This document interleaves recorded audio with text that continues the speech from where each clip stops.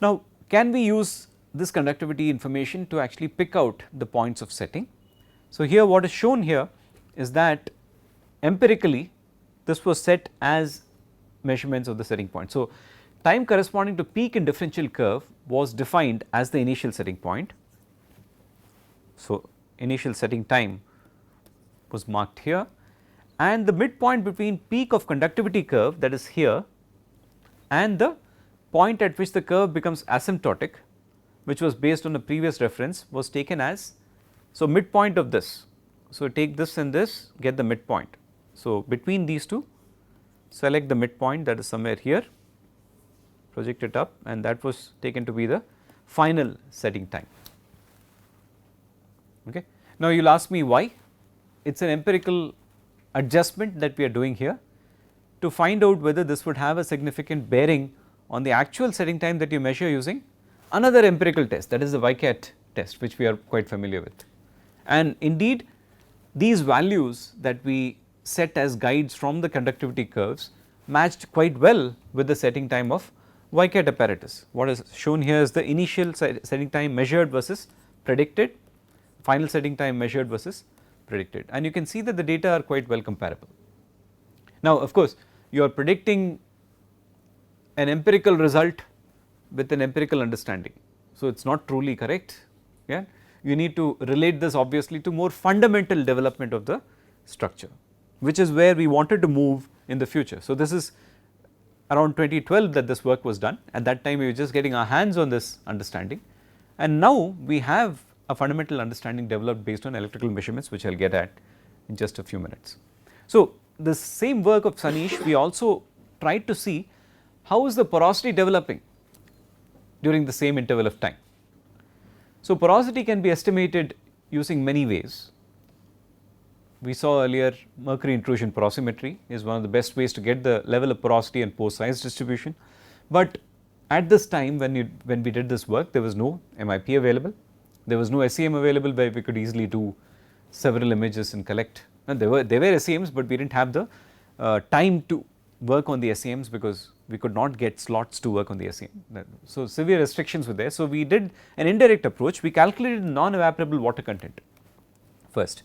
In cementitious materials, what is the non-evaporable water content? The water that cannot be removed by simply drying. That means it is the chemically bound water in the system. So, it is the water that is bound to the structure of the cement. Okay. So, this bound water has to be removed by heating cement between 100 and 1000 degrees Celsius. Typically 100 to 600 would do it, but generally for purpose of completion we do the loss and ignition test 100 to 1000 degrees for the cement paste, and that is expressed as the bound water or non-evaporable water content. Now, the greater the degree of hydration, the more will be the non-evaporable water content. So, from the non-evaporable water content we get the degree of hydration, and that is converted to porosity using equation supplied by Powers, and all of you who do cement chemistry have to be familiar with the name Powers because he was one of the leading cement chemists of the past, and a lot of his work is still being understood today. He has written so many papers, and whatever extra advancements have been there in concrete technology, we always come back to the basic equations that were suggested in the 50s and 60s by Powers. Anyway, so porosity was calculated in this indirect fashion, and what is shown here is that change in porosity with respect to time for the different systems involving mineral admixtures and chemical admixtures. But what is interesting is now, can we use the estimate of the conductivity to show the porosity, and how do we do that? There are studies previously conducted on porous solids by several investigators, and one of the common methods of representation of porosity from conductivity data was proposed by Archie in the 1940s, and this says that the effective conductivity of a porous system is equal to the conductivity of the solution that is present in the pores, sigma naught, multiplied by the porosity to the power m, which is also called Archie's exponent. And this m value typically ranges from 1.5 to 4. Higher values generally indicate lower electrical conductivity of the phase. Okay. So, for rocks and for concrete, generally we can use the higher values of 4 for the purposes of seeing whether the data agrees or not. So, here there is an indirect approach here which says that you can actually measure conductivity of the system and convert that to the porosity, right. You are measuring conductivity and converting to porosity. Now, there is also a modified form of Archie's law available, which says that you can look at the conductivity of the pore solution and the pore fraction of the pore solution to the power m, right, plus conductivity of the solid phase multiplied by pore fraction of the solid phase to the power m. And there is also a more complicated version of the same approach presented by Brugmann-Hene. Okay. Now, this porosity of the solid to the power m is close to 1. So, it is almost a feature that can be neglected. We do not really need to consider that in the calculation of the effective conductivity. So, let us look at how this stacked up. For this, of course, you need to get an estimate of the pore solution conductivity sigma naught. So, now we have a method to do it, right. We squeeze out the pore solution and we measure its conductivity. That is not difficult at all. But in the past, when we did not have that luxury, we had to use the software given by NIST, National Institute of Standards and Technology in the US. They actually have a software that links the initial chemical composition of your cement and cementitious system to the final value of the pore solution conductivity that you will get from that system. And this is based on a database of pore solution expression analyses. Okay. But nevertheless, what you have to do is get this conductivity of the pore solution using this equation, which deals with the concentration of the ionic species. Okay. And you also have the other coefficients like GI, equivalent conductivity at infinite dilution. So, if you take a system and dilute it to an infinite level, what is the equivalent conductivity at that level is lambda I to the lambda I 0, and Zi is the valence of the ionic species that you are trying to measure. For example, for Na plus, Zi is equal to 1, valence is equal to 1 for Na plus, right. For Ca2 plus, valence will be equal to 2. Right. So, these are methods to actually determine the pore solution conductivity from the ionic concentration or molar concentration. Now, that can be determined using pore solution expression like I showed you earlier, or by using Taylor's model, which relates the molar concentration to the initial chemical composition of your cement, like the sodium oxide concentration, potassium oxide concentration, calcium oxide, silicon dioxide and so on. Okay. So, we can get it in both ways. Ultimately, we are getting the sigma pore solution. Using this, so we had the calculated porosities using Power's equation, we had the predicted porosities using the conductivity experiments. How is sigma effective obtained? From your experiment, the sigma values that you get from your experiment, L by Ra is your sigma effective, because it is testing the entire system at once. Sigma naught is obtained from this approach suggested by NIST, and what is plotted here is the predicted porosity by conductivity measurements and the actual calculated determined porosity from the system. You can see that for all three systems, you have a very good agreement between the porosity that is determined from conductivity and the porosity that is calculated from fundamental principles from the approach suggested by Powers. So, this seems to indicate that there is a very good link between your electrical properties and the porosity in the system. We repeated the same measurements on concrete. So, here again we did not use the impedance analyzer, because at that time our lab did not have an impedance analyzer. The studies that I showed you previously were conducted by Sanish during a trip to Clarkson University in the US, where one of our collaborators, Professor Narayanan Nithilath, had his own electrical impedance spectroscope, and we actually did the measurements there. And we came back and actually repeated the measurements on concrete using this simple LCR meter. LCR is basically inductance, capacitance, resistance meter, which again operates on the same principles as a impedance spectroscope, except that here you have only the switching between frequencies. You can work at only one frequency at a time. So, you can switch between three values of frequency. I think it is, if I remember right, it is 0.1, 10 and 100, or 0.1, 1 and 10 hertz in this case, something like that. I do not perfectly remember it. Okay, so, we conducted the experiments at a single value of frequency. We chose the concrete mix as shown here. and superplasticizer was also attempted at 3 dosages. Again we tried to look at the effect of limestone, fly ash and silica fume. The same decrease in conductivity is being seen with respect to concrete also.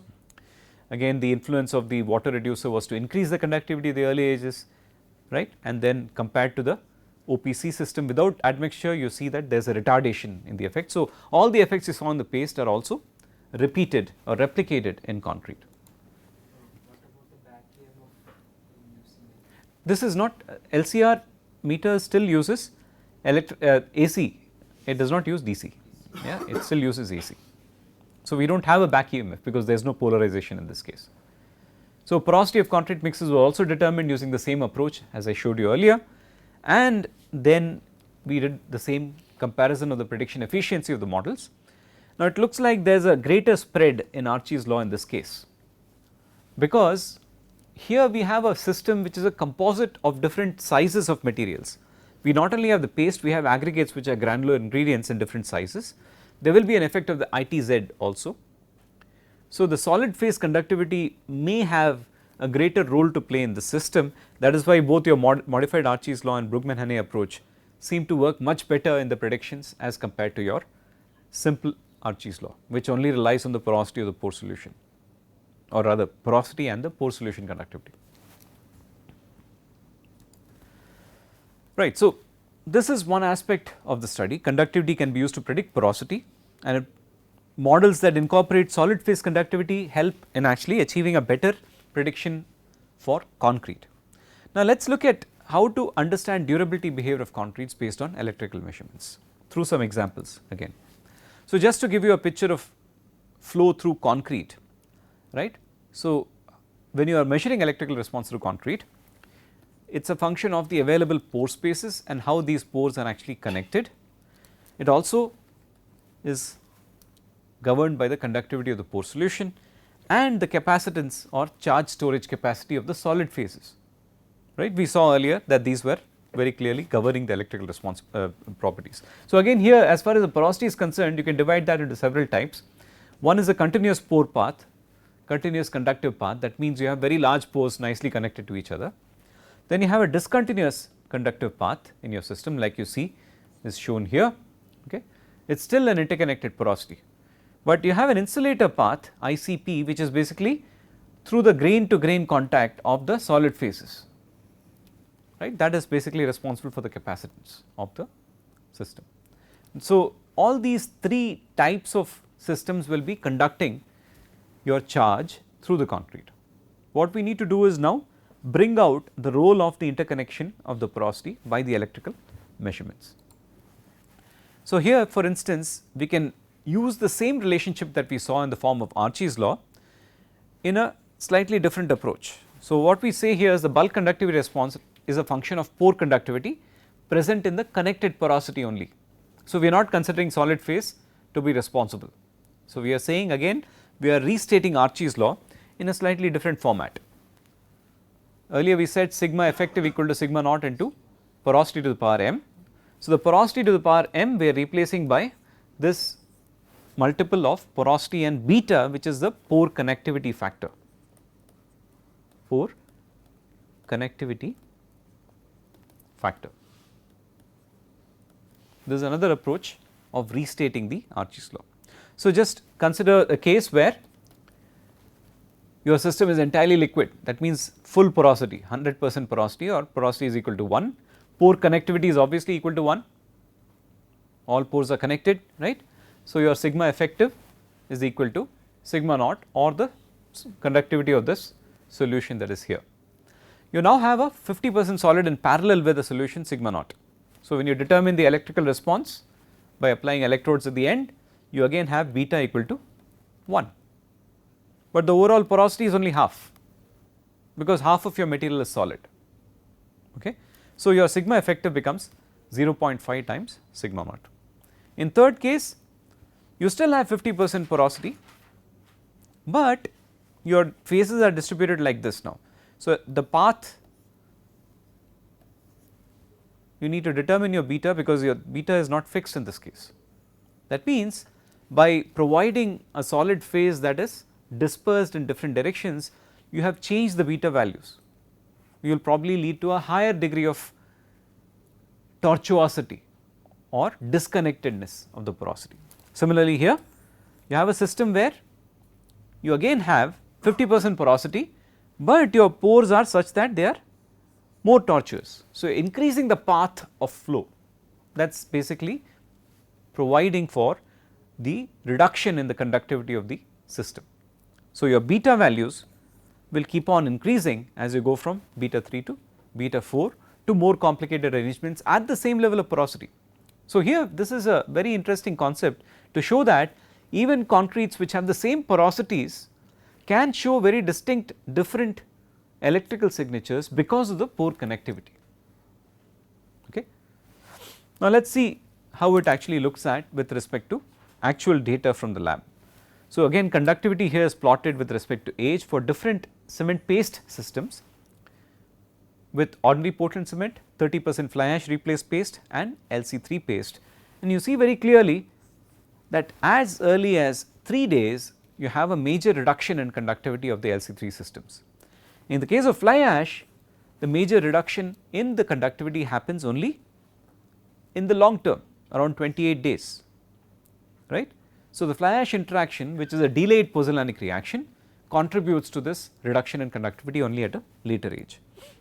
So, lower conductivity implies first of all less porosity, lower interconnectivity of the pores. It could also relate to reduced ionic concentration in the pore solution. We need now a way to actually separate these two, right. We need to somehow bring out the effect of the pore solution concentration to give some sort of a parameter that will only reflect the interconnectivity of the pore. That is quite easily done if you look at the approach of the previous thing here. If you look at this law here, if you bring this sigma naught to this side, so that becomes a normalized sort of a conductivity with respect to the conductivity of the pore solution, and from that you can actually get an effective pore connectivity factor which will vary for your different systems even at the same level of porosity. Okay, so that is what is exactly done in the approach that I am going to talk about. We talk about what is called formation factor. Of course, before I get there, again the same sort of a understanding is given here in terms of the strength versus conductivity relationships. What does strength depend on? Porosity, right. Strength depends on the overall porosity in the system, whereas the electrical conductivity depends on the pore connectivity. Okay. So, now if you look at a particular level of strength, let us say 60 megapascals for the paste, you draw a line here, you see that the conductivity of OPC pastes is at a very high level, whereas the conductivity of your LC3 pastes is very low. So, this indicates that it is not just the porosity, or rather the systems, while they are showing the same strength indicative of the same porosity, the electrical conductivity response is quite different, indicating a completely different pore connectedness, and that will have a clear bearing on the durability of the system, which we saw already in the resistivity values that I showed you earlier, right. Resistivities of LC3 were an order of magnitude greater than the resistivities of the ordinary Portland cement. So, again the approach that I was talking about of removing the pore solution conductivity from the picture is called the formation factor approach, which just says that you divide your effective conductivity by pore solution conductivity, or we define the formation factor F as the conductivity of the pore solution divided by the conductivity of the entire system. That means it will be equal to what? Sigma effective equal to sigma solution multiplied by phi beta, right. So, there will be 1 by phi beta. So, that is your pore formation factor, or in the older equations it will be 1 by phi to the power m in the original Archie's law expression. So, again pore solution conductivity can be estimated. We talked about the model earlier for estimating pore solution conductivity from either a pore solution which is expressed out of the concrete, or a pore solution that is calculated from the initial cement composition. So, again here this is giving you for the 3 different binder systems what are the expected sodium and potassium concentrations of the system, what is the pH exhibited. Again these are pore solutions that have been expressed from the concrete, right, from the paste, and these are the actual conductivities of the pore solution, And what you get for the sigma bulk in the paste, look at the variation here, you get 5.6 as the actual conductivity of cement paste with 0.4 water binder ratio for an LC3 as opposed to 74 for OPC. Similarly, in concrete, which has a 360 binder content and 0.45 water binder ratio, you get only 0.65 conductivity as opposed to 11.9 in the case of OPC. So, conductivities are off by a very large difference, and the same effect you saw earlier in the resistivity values. So, electrical responses also are directly indicative of durability behavior of the concrete. Again, formation factor, it can be quite clearly seen here, develops very early for the LC3 system. For FA30 system, it takes a longer time to develop. For OPC, it develops to a certain stage and then there is no further development, right. It is also interesting to note that the formation factor seems to be quite well linked to durability parameters that are measured on a macro scale, like porosity of the system, water filled porosity of the system. You see here very clearly that irrespective of the binder type, the formation factor seems to be quite well linked to the water filled porosity of the system. So, again, it is a very useful approach to actually determine relative durability performance of your concrete systems by just measuring the electrical responses. Now, again, more details are provided here. In this case, what I am going to show you here is basically the tortuosity calculation from the pore parameter. So, tortuosity is nothing but how disconnected the pores are or what is the path of flow. So, if this is a maze, for instance, your flow has to happen through the maze like this, that is the path of flow from one point to the other. Now, why is this important? In concrete, we know that durability characteristics are governed by the permeability of the concrete. How easily can water or ionic species penetrate into concrete, and the more tortuous the path is, more difficult it will be for flow to happen. Now, this tortuosity is obviously indicative of the electrical, or can be indicated by the electrical properties also. The factor beta or pore connectivity factor can be indicative of the tortuosity. So, how is that parameter defined? Of course, there are different ways of defining it. You can actually define the geometrical tortuosity, which is nothing but the effective length of travel divided by the total length between 2 points. You can also have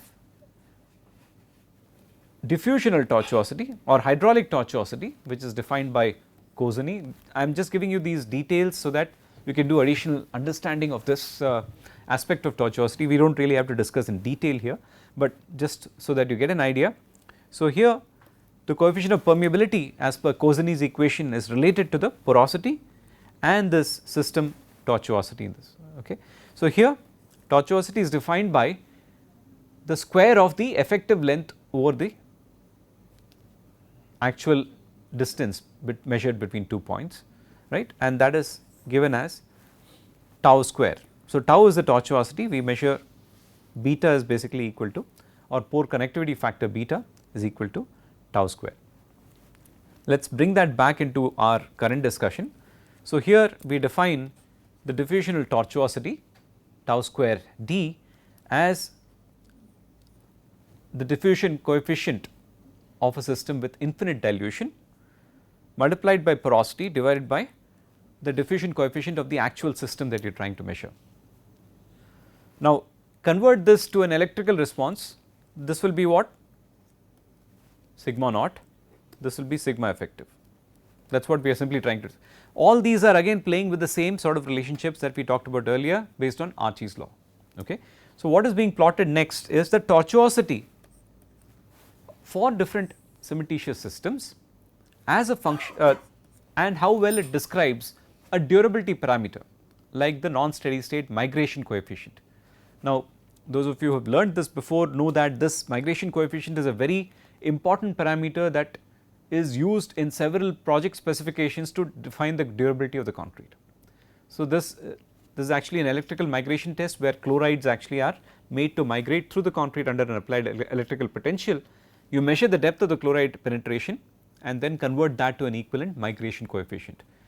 What is clear from here is that there is a clear dependence of this migration coefficient on the tortuosity of the system irrespective of the binder type. But what you also see is that these green points are basically all your LC3 systems, the blue is OPC and the red are your fly ash based systems. So, very clearly the higher the tortuosity of the system, the lower the migration coefficient or lower the propensity for chloride migration through your cementitious system from happening. Now, what is also seen from Yuvraj's study is that the sensitivity of your tortuosity is much greater on the actual conductivity of the pore solution and the electrical conductivity of the system. So, what he also was trying to do is sensitivity analysis as to the factors that affect this tortuosity value, and what is seen is the pore solution conductivity values that we assume in the relationship can have a major significant effect on the change in tortuosity. So, that was just to give you an idea about how well we can actually progress from simply an understanding of the porosity of the system to defining aspects about pore connectivity, which are primarily responsible for addressing the durability characteristics of concrete systems. Okay.